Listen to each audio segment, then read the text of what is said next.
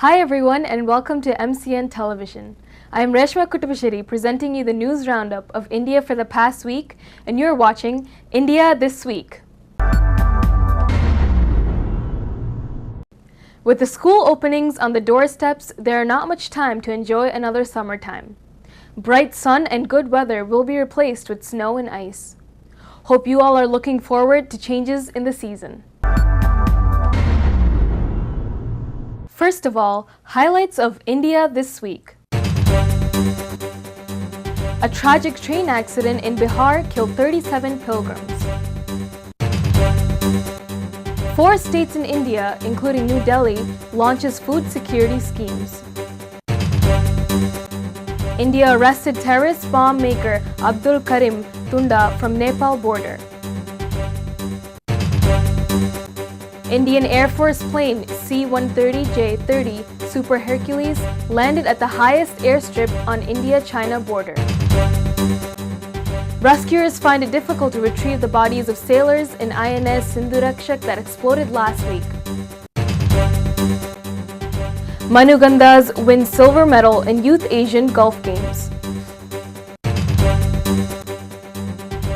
Nissan Motor Company unveiled redesigned Terreno compact sport utility vehicle in India. BJP and Tamil Nadu political parties are against the screening of Madras Cafe movie.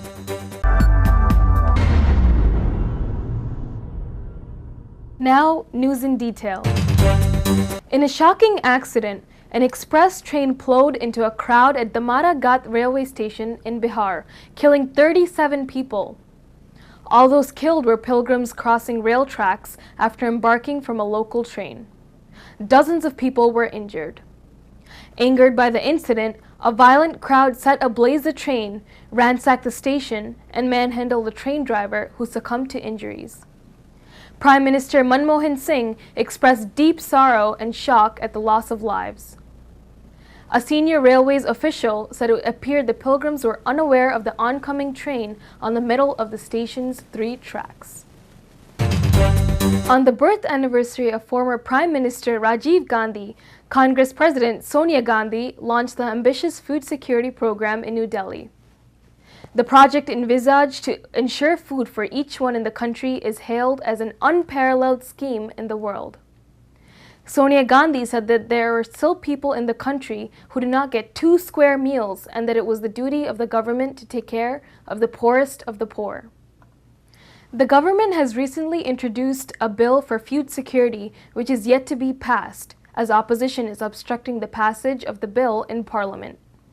If the bill is passed into a law, 2/3 of the nation's 125 crore people will be provided food grains at very cheap rates.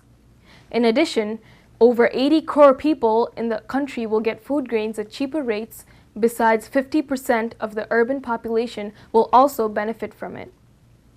Under the scheme, the beneficiaries will have the right to get 5 kilograms of food grains every month at highly subsidized rates of 1 to 3 rupees per kilogram.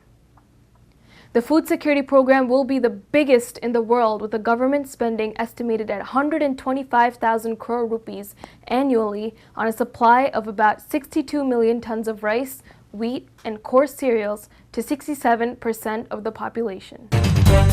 India has arrested Abdul Karim Tunda, alias Abdul Kuros, one of its top 20 wanted terrorists from the India-Nepal border. Tunda is suspected to be the mastermind behind overbombings in various cities of India, including 26/11 Mumbai terror attack. 70-year-old Tunda is said to be an expert in bomb making, jihadi militant, and a trainer for terrorist groups. While arresting, he was holding a fake Pakistani passport. Nicknamed Tunda for his handicapped left arm, the terrorist is closely associated with Lashkar-e-Taiba and ISI in Pakistan. Police said Tunda had trained young indoctrinated youths in preparing bombs with locally available materials like urea, nitric acid, potassium chloride, nitrobenzene, and sugar, and planting them at crowded places to cause maximum casualties. Indian President Pranab Mukherjee, while interacting with special children, said children with special needs are good as any other. He said they need to be treated with sensitivity and empathy.